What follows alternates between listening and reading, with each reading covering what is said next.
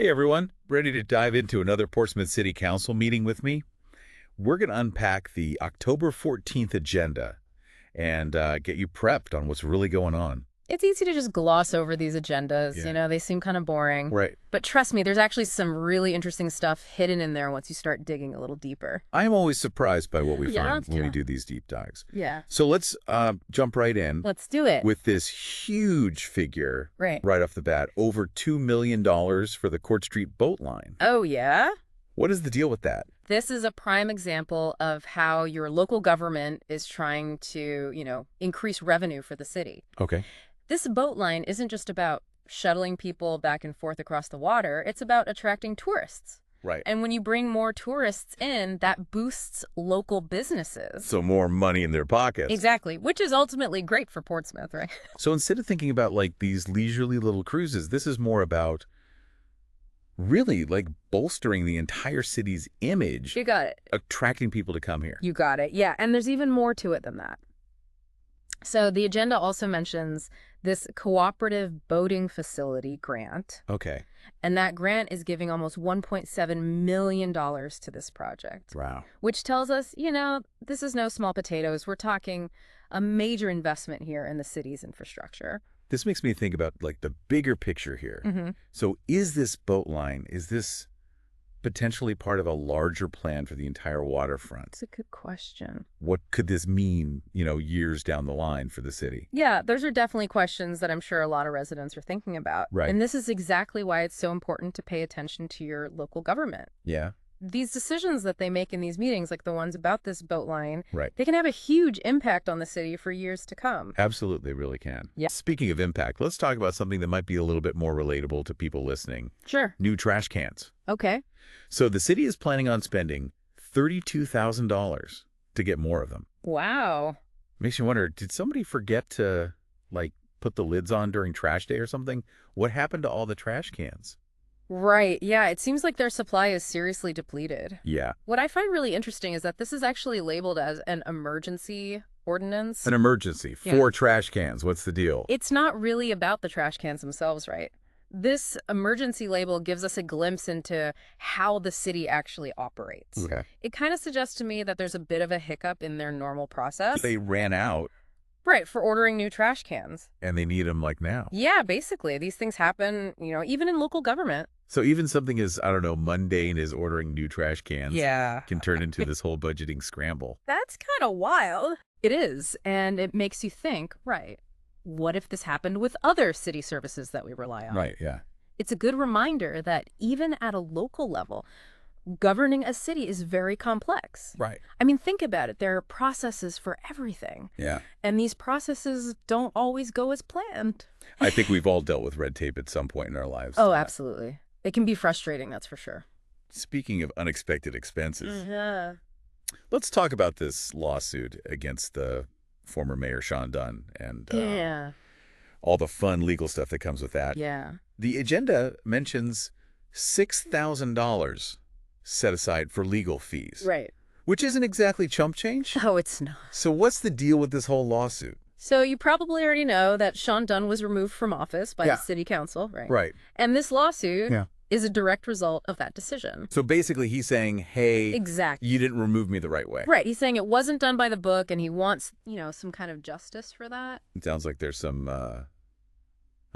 Yeah. bad blood there, leftover tension. Yeah, there's definitely some unresolved issues there. Because it feels like this lawsuit is about more than just the legal process of it all. I agree. It seems like it's probably about, who has the power Totally. and those dynamics within the council. Yeah, 100%. And, this lawsuit brings up even bigger questions, too. Right. About how accountable is the council to the people? Right. Are they being transparent enough? Yeah. Are they using their power appropriately? Exactly. And these are big, these are not small questions. No, they're not. These are things that can really affect how the entire city is run. Yeah, and how the people who live here feel like they're being represented by the government, right? Exactly. And this reminds me of something else that I noticed in this agenda. Okay. Or, I guess, more accurately, something I noticed wasn't in this agenda. Oh, you're talking about the homeless situation. Yeah. Yeah, exactly. There's no mention of that at all. Yeah. And that's kind of a big deal, right? especially with everything that's going on. Especially with what we're hearing from people who live here. Right. From businesses. Yeah, it's definitely a concern for a lot of people. So what do you think? Why isn't it on the agenda? Well, this is a classic example Yeah. of how sometimes what's not being said is just as important as what is being said. You're saying that, like, the silence? Yeah, the silence speaks volumes. Volumes, yeah. And it's up to us, the citizens, to figure out why. I did notice that our sources mentioned a recent Supreme Court ruling Oh, yeah. that could, maybe change how the city deals with this. That's right. So could that be why they're not talking about it? It's possible.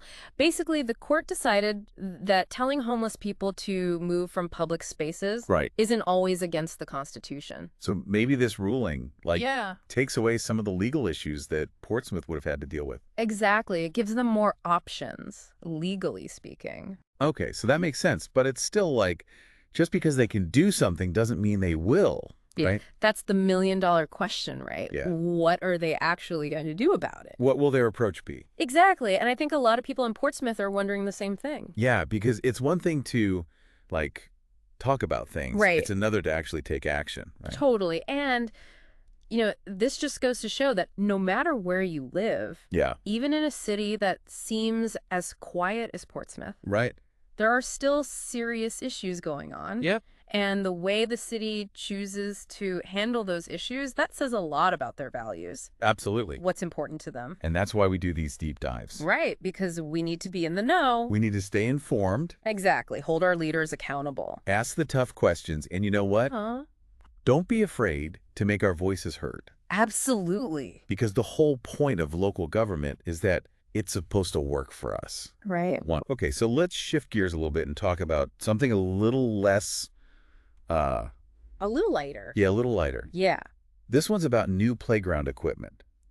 So the agenda says they're putting $125,000 towards new playground equipment Right. at Cindy Seacrest Park over in Sidoville. Okay.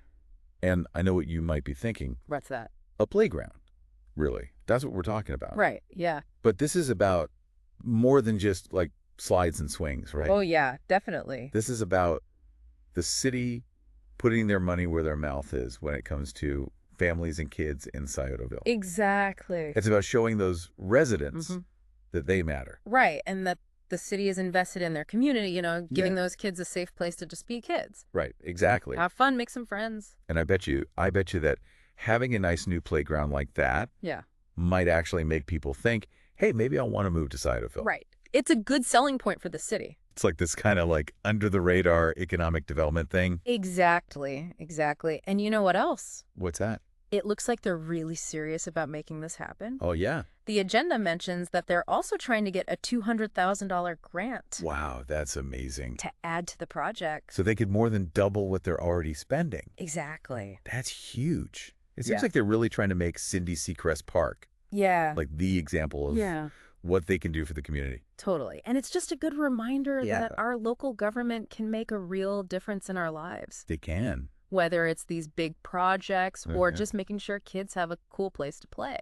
So there you have it. We just went through the Portsmouth City Council's October 14th agenda. We did. And we found out about the stories behind all those numbers and legal terms. We sure did, yeah. We talked about how big projects like that Court Street boat line are trying to shape the city's future. We even found out how something as simple as trash cans can show us how the city actually works behind the scenes. Absolutely, yeah.